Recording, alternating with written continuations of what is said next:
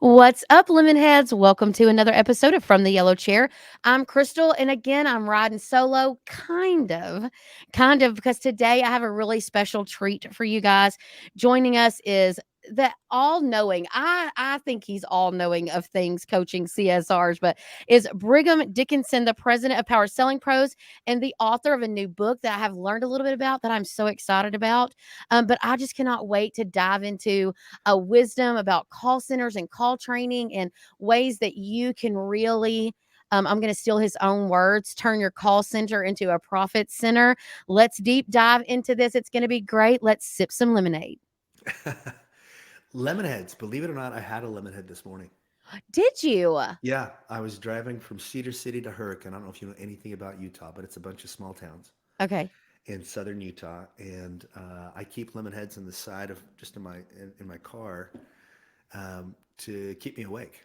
Just Yeah, just a little zip. yeah. Well, if there's something going on, right? If I've got something going on while I'm driving, I can stay awake. I can stay alert.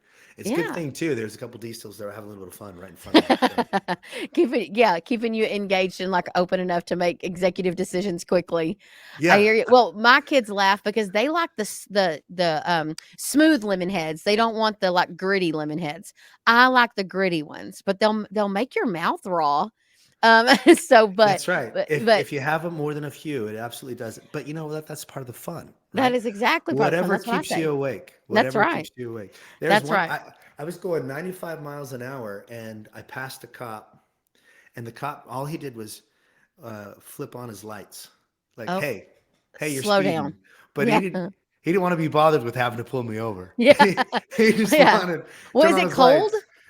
Yeah, a little cold outside. Yeah, Yeah, a so little he don't cold wanna get it. outside. So I come from a lo like, my husband used to be law enforcement, my brother-in-law used to be law enforcement, and, that's called inclement weather, and we're not getting out in inclement weather if they can help it.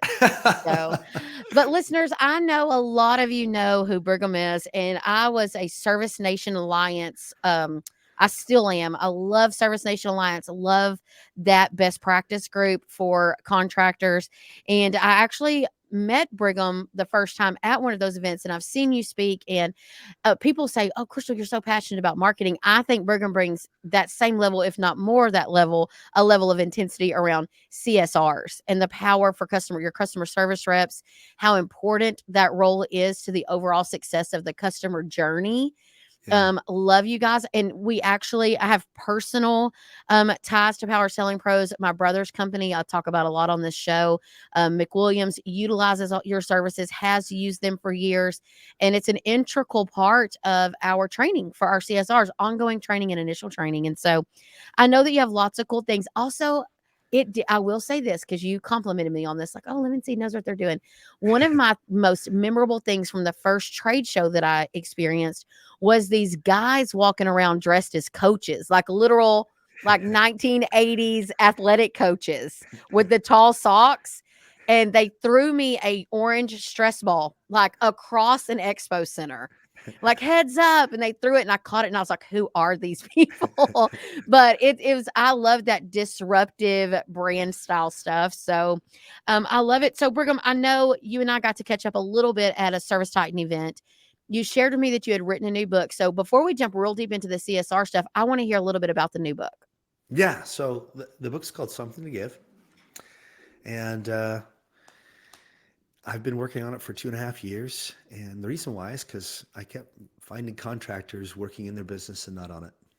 Mm, And um, I have a few businesses of my own. I've got a post-workout recovery company. So as soon as you're done with the workout, you can go in and get worked on, whether it's scraping, cupping, massaging certain areas where you're sore, stretching you out. We've got hot tubs and cold tubs. We've got compression boots and mm. the works. You can come in anytime you want. I've got 2 locations here in Utah, one in Pleasant Grove and one in Draper.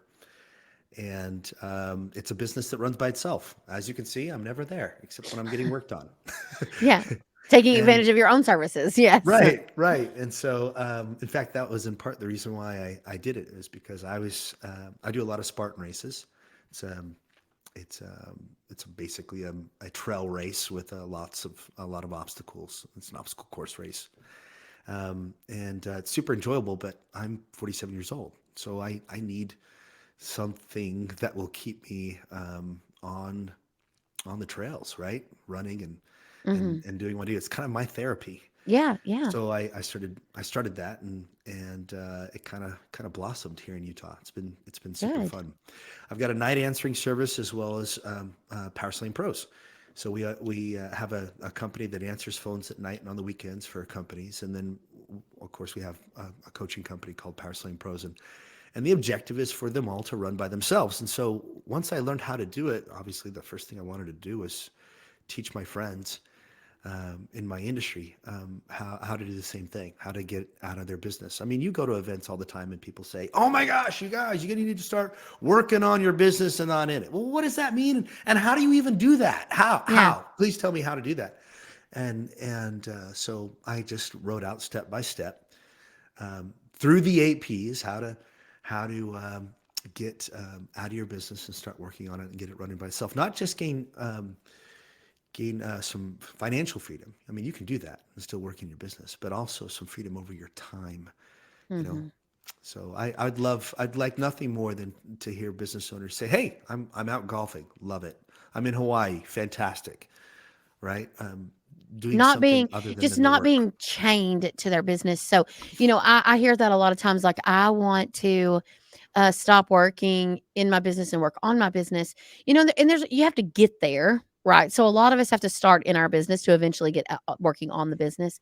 But I want contractors to enjoy their work again when Yeah, they do have to work. And right now, I think a lot of contractors, especially, I felt like the first quarter of this year was a challenge. And I felt like everybody was just taking it on the chin, just with price increases. And then, the demand was low, the weather was mild. I mean, all the little sucker punches were coming. And whether you're political or not, there was just a change in our political climate, and money became an issue. Things changed. And I just saw, like, literally, and we had clients call us and say, Linseed has just given me so much like hope again in my business. And I mean, I live for that. So I completely understand, like, just wanting to empower contractors to take control of their lives in general and just enjoy what they do again. And so I love that. Well, I know that part of it is like these 8 Ps of leadership. So tell me, like, I know there's probably been a time, like, what was your biggest struggle in leadership that you kind of had to work on and maybe overcome with any of these businesses that you've got? trusting that other people can do it as well as I can do it, if not better. Oh, amen. Delegation, letting go. Yeah, it's a funny thing. We've given ourselves so much when we mess up, right? If it's just you in the business and you mess up, yeah, darn it, messed up. What are you gonna do? You gonna quit? No, Right. you're not gonna quit. You're gonna go for it. You're gonna work harder. You're gonna learn from your mistake and get better for it. Right? I can remember when I first started, I had friends call me when I first started Power Sling Pros, and I wasn't making any money.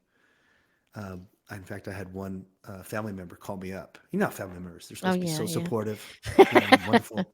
Yes. So this family member calls me up and she asks, how long do you intend to do this without a paycheck? You know you have 4 kids. Oh, I have 4 kids? What do you say? What? I had no Yeah. idea. Like, Yeah.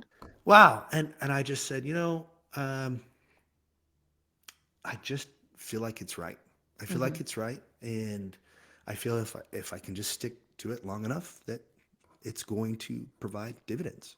Mhm. In fact, I remember exactly where I was driving. I was driving to Tom Robichaud's Precision Plumbing and Heating in Boulder, Colorado, and I was providing a CSR training. He was planning to pay me. He just didn't pay me yet. Oh, so, and so well, there we go. he was going to check it out. He's going to experience it, right? He didn't know me from Adam, and so I showed up, provided great training, and he paid me, and of course I didn't call my family member back to say ha ha ha, right? Yeah. Yeah. I just went on my merry way, going, okay, I can do this, right? We can make this thing happen, and so I gave myself all this grace to learn all this stuff. And look, what I did back then compared to what we do now, oh my gosh, Yeah. it's like Yeah. comparing elementary to a college education. You know what I mean? Yeah. What we do today is awesome. But back then, I was still learning it all. And so I gave myself a lot of grace. We should have the ability, the patience to give our team the same amount of grace. And so freedom to fail is extremely important while you're helping others learn what you do. I mean, see, in the beginning, I was doing all the call listening, all the coaching, and all the selling, right? And then my Mhm. brother came in and started working with us, and he started monitoring calls and listening to calls, saving certain calls for coaching purposes. And then Barry Gates came in. He's been with me since the beginning, and he started listening to my coaching sessions. And then he began to coach, and then I'd focus on sales, and then Barry would do coaching, and then Nathan do the monitoring. And crazy thing, we started growing. Right, I needed people in order to grow.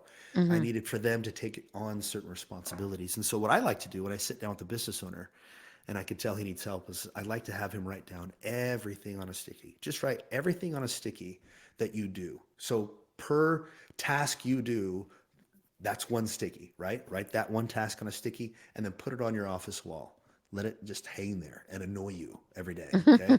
Yes. So you might have 20, 30 stickies on that wall. And so your objective is to sit down with your employees, your existing employees, and talk to them, dream with them a little bit. Where do you see yourself in 2 years, 3 years, so on and so forth? And you've got obviously those stickies on the wall as you're talking to them.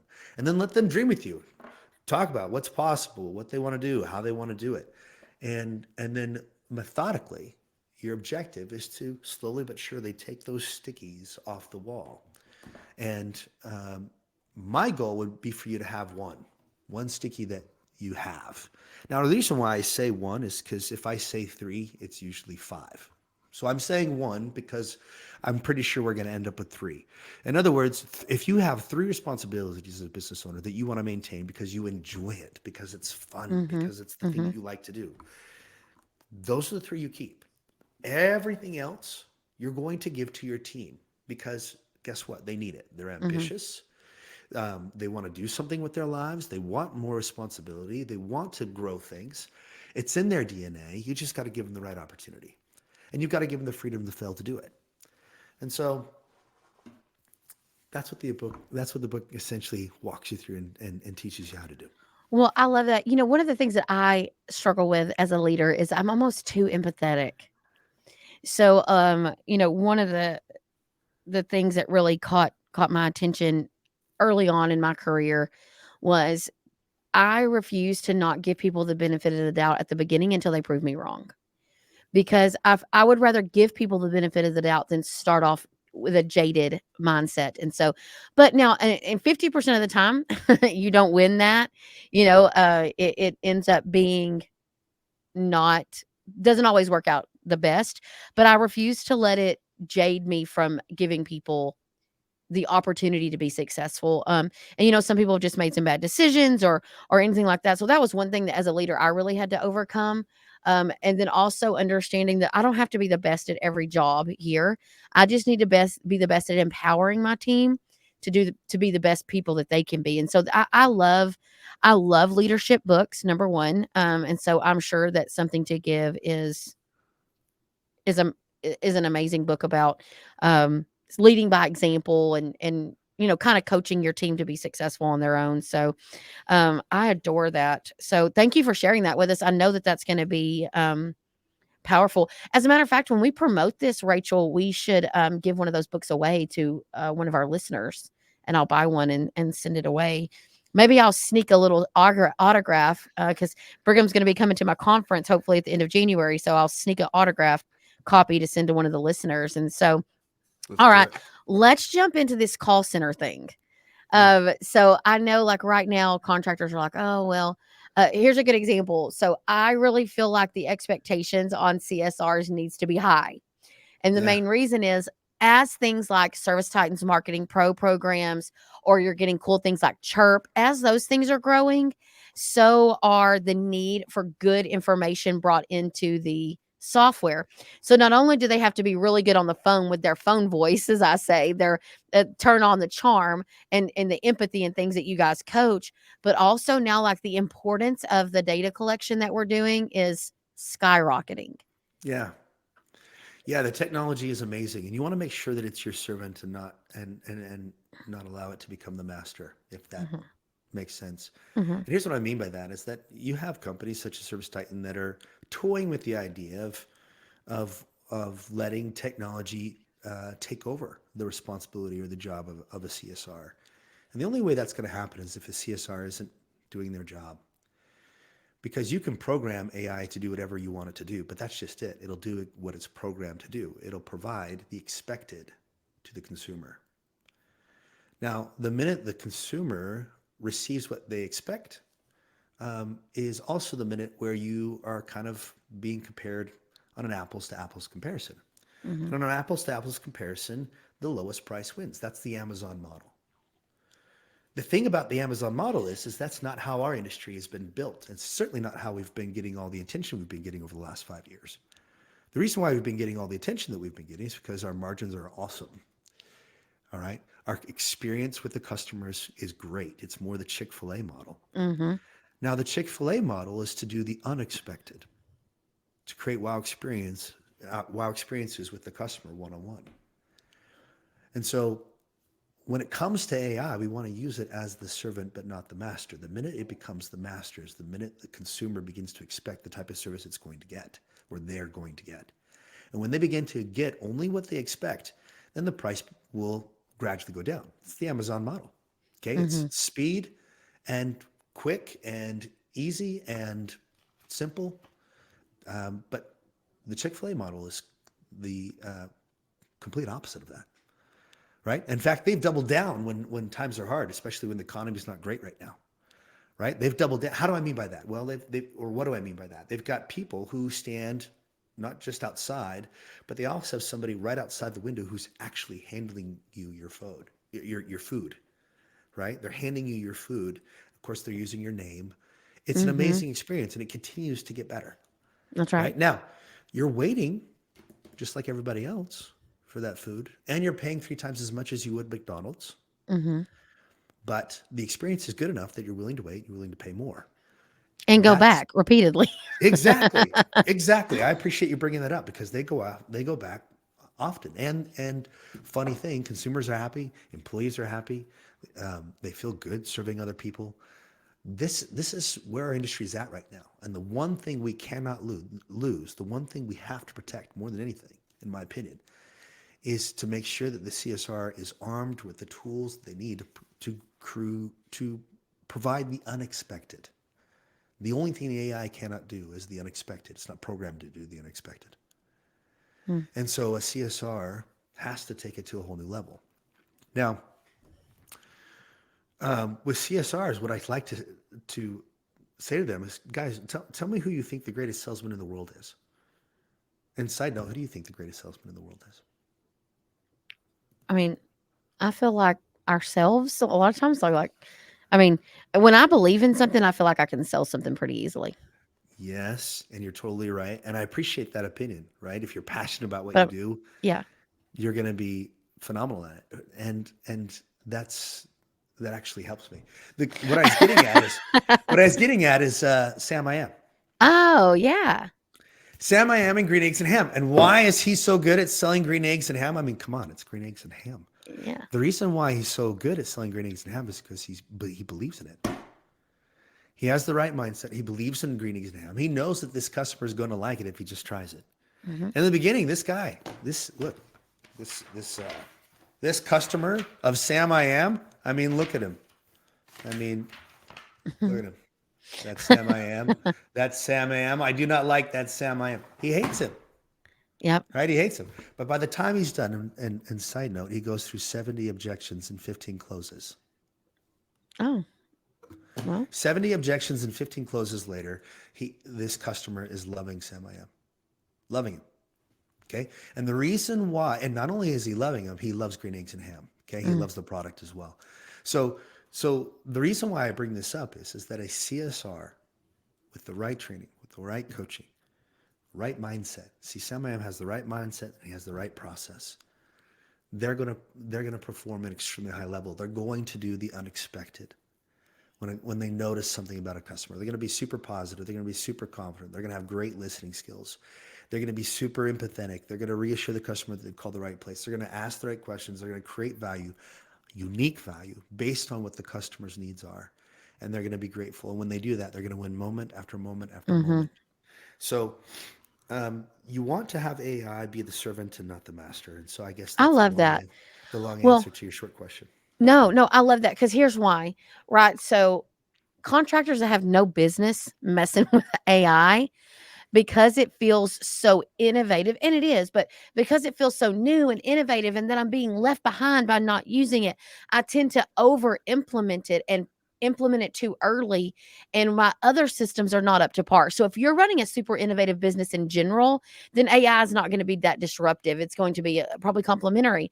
But a lot of us are not running these super innovative softwares and things like that. We have a good solid business. It doesn't mean that we need to totally disrupt our flow with AI.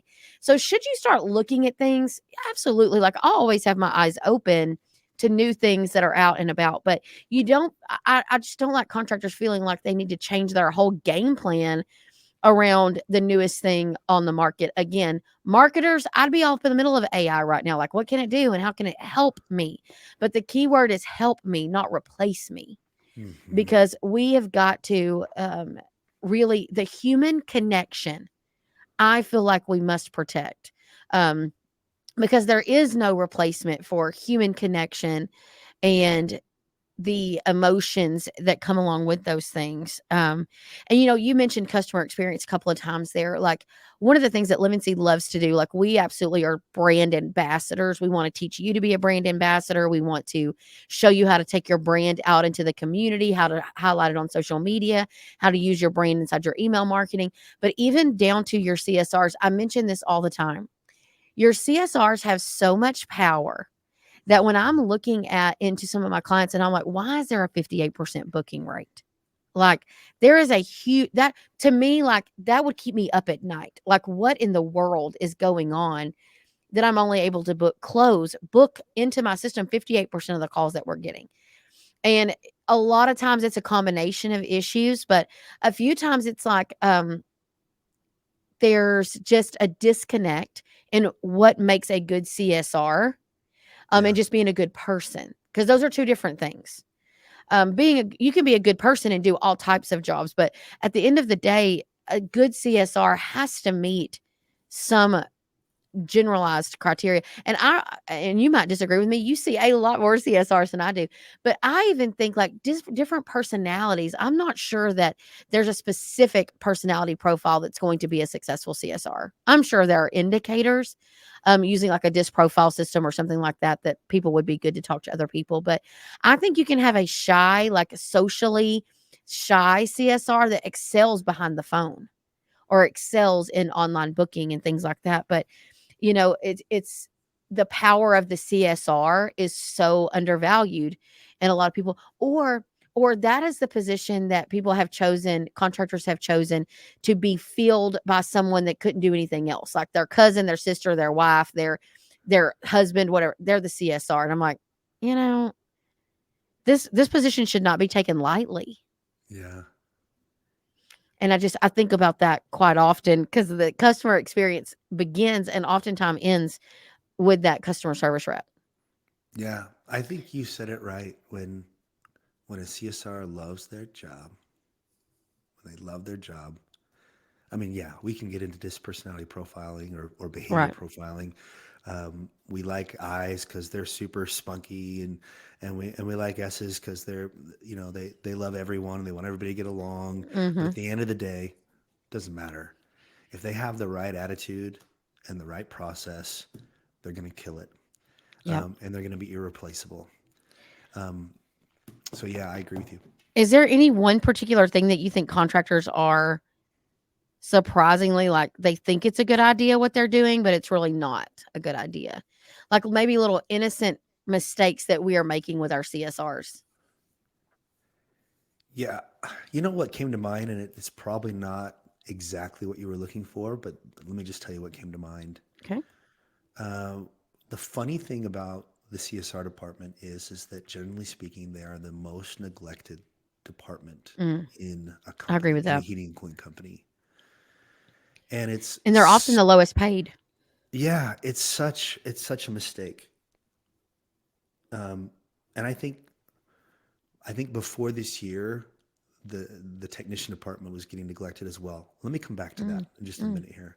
But let's talk about a CSR. What a CSR is capable of. Imagine a CSR that is so passionate about what they do that while they're on the phone with the customer, they notice that the system is about 12 years old, and they say, "Hey, Mr. Jones, you've gotten some great life out of your system. Have you ever considered replacing it?" And funny thing, I mean, we usually leave it to technicians to do this, but a CSR can totally do this if they're looking at the notes. And if they care about their customer and the customer is calling in yet again to fix another part on that old system, isn't that great customer service to at least mention that, you know what, you've gotten some great life out of it. You ever consider replacing it? And getting our comfort advisor busy as opposed to sitting around in the shoulder season, right? mm-hmm. That's exactly right.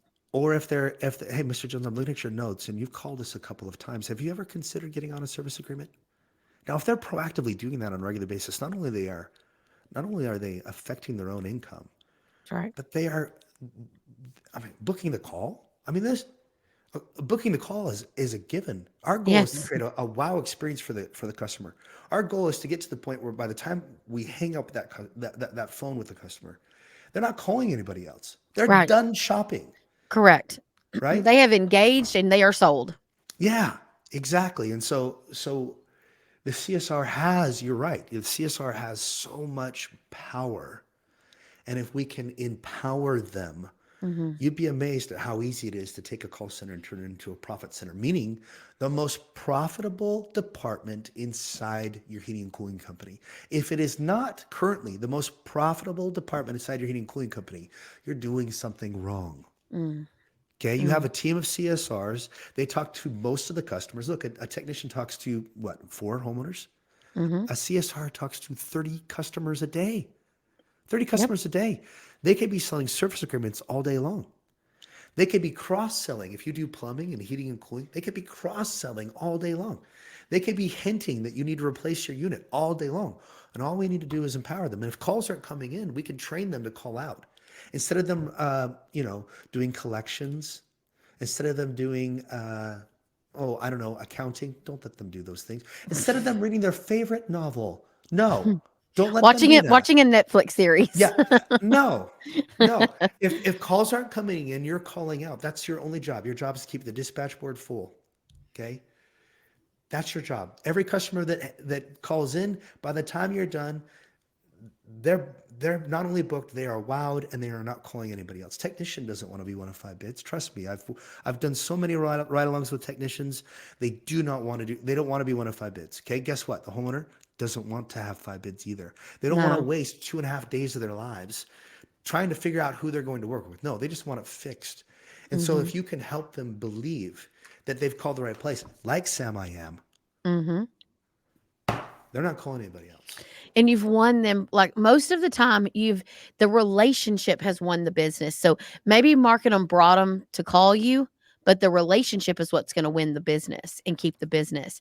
And that's what's important. Like, I mean, and I preach this a lot between Lemon Seed and our clients. Like, we're before the phone rings, but literally you're after the phone rings. And so, making the most of every single one of these leads, like having good CSRs does drive down the cost of your marketing, because Yeah. they are an extension of your brand. So how they speak, how they answer, and their engagement levels. And, I'll say this all the time, like, why do you only have 100 membership members?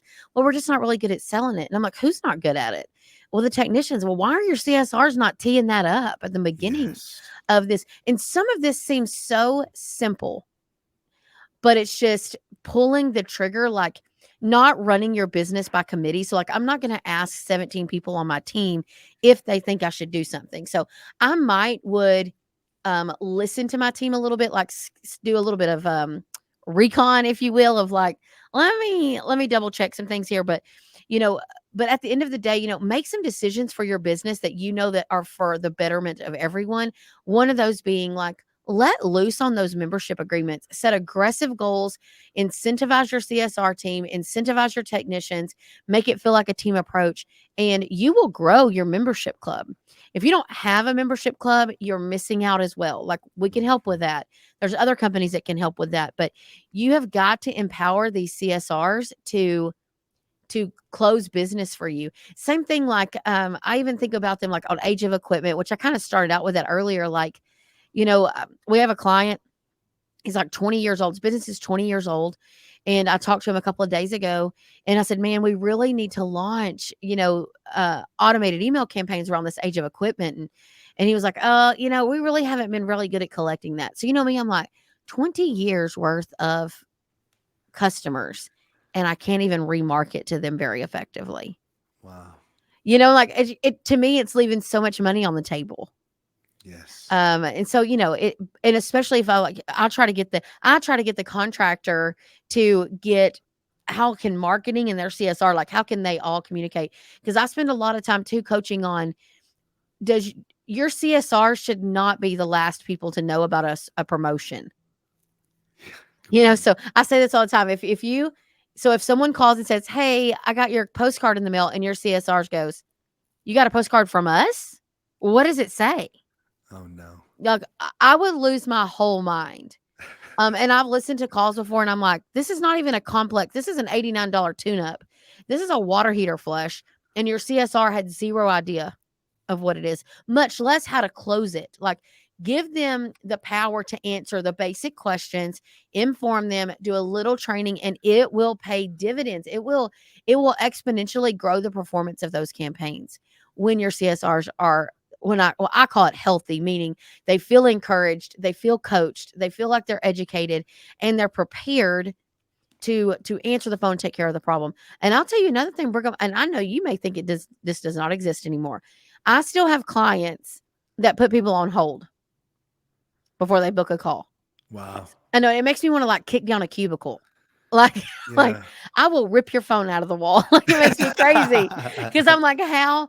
Because they like, hey, I was calling to see if y'all could, I have my heat's not working and it's something's wrong with my thermostat. And like, well, hold on just a second. Why? What's the issue? What is the question? Are we going to service them? So yes, you might have to say, oh my gosh, we're full today. I can put you on my waiting list. But again, I've heard Power Selling Pros, like, y'all will equip people with, like, how do I get around when I need to reschedule or when I need to move a client to the next day? Those are not put you on hold situations. Put you on hold means I can't solve the problem. And Yeah. we are problem solvers. Yeah. Or you're uncomfortable. Yeah. You're uncomfortable on that phone call. Guess who else is uncomfortable? The client. Yeah. Well, and like, I'll see, like, the other day I was listening and I was like, man, your Google local services is struggling. And I'm like, oh, okay. Well, it could be that you're only answering one out of every, like, 6 phone calls. And they're like, oh, well, we close the business. We don't open till 8:30. And I'm like, why? Why are you answering phones till 8:30? And then we close for lunch from 11:30 to 1. I'm like, why? Stop it. Why? And I'm like, so you think that air conditioners or plumbing systems in your home just don't, no one calls in during those times? It's just bad business practices. Yeah. And it just blows my mind. And then they're like, I don't know. I'm like, my cost of acquisition is really high. And I'm like, well, friend, you're only answering and booking 50% of the things that are coming in. You're paying 50% more in marketing Yeah. to get the lead count that you need. So anyway, I can get on my soapbox, as you I can love tell. it. I love it. And look, So, if you don't have time to answer the phones, get a night answering service. yeah. Find Get yourself a it. good night answering service to handle that. That way, no matter when the phone rings, you've got somebody that can be there to take care of the customer and book the call. Yeah, absolutely. So the last question I'll kind of ask you is, what do you think about the ongoing training? So, like, I get this question a lot. So, hey, I need somebody to come in and train my CSR to get her ready to go. Tell me, like, your philosophy. I mean, I understand that you offer the services, but what is your philosophy on the ongoing training when a CSR's been with me 2 or 3 years? Like, what else could I possibly be training on? Yeah. So getting just training for anything, it's like a New Year's resolution. Oh my gosh, this is the year. Yeah. I'm gonna do it this time. Right? There's a reason why you go to church on Sunday. There's a reason why you work out every day. The CSRs more than anybody in your company need it. Mhm. They need it. They need coaching one-on-one twice a month using their own phone calls. They need to be held accountable on a regular basis. They need to be able to gauge their own performance because they're listening to their own phone calls. They have the ability to listen and go, "Oh my gosh, I can't believe I said that. I can't believe I didn't express sympathy. I can't believe I didn't show the customer that I was listening." And then the coach has the ability to coach them through that and practice that with them on a regular basis. With ongoing coaching, they're being held accountable to perform at extremely high level, not just today, not just tomorrow, not just 2 weeks from now, but forever. Mhm. And the cool thing about Power Selling Pros is obviously we take them through a bit of a university with 4 levels of certification. Takes you about a year and a half to complete. In some cases, they pull back the coaching to once a month, and sometimes they just keep going, right? Mhm. Indefinitely. And the reason why is because CSRs need that attention. And I'd say people in general need constant coaching, need constant Mhm. training. And quite frankly, a CSR manager is only one person. Yeah. It's really hard for that individual to do all of that. And But they can only too normally the squeaky wheel gets the grease, like, they're handling multiple things, and I just wanna reiterate something that you said. It just kinda resonated really well with me, like, you know, they'll complain about the coaching, right? Like, "Oh, they're gonna make me look in the mirror and say I can do it, or they're gonna make me do this or that." Well, it's the same thing like anything else. Sometimes you may not want to go to church that Sunday. Like, you really could lay in the bed.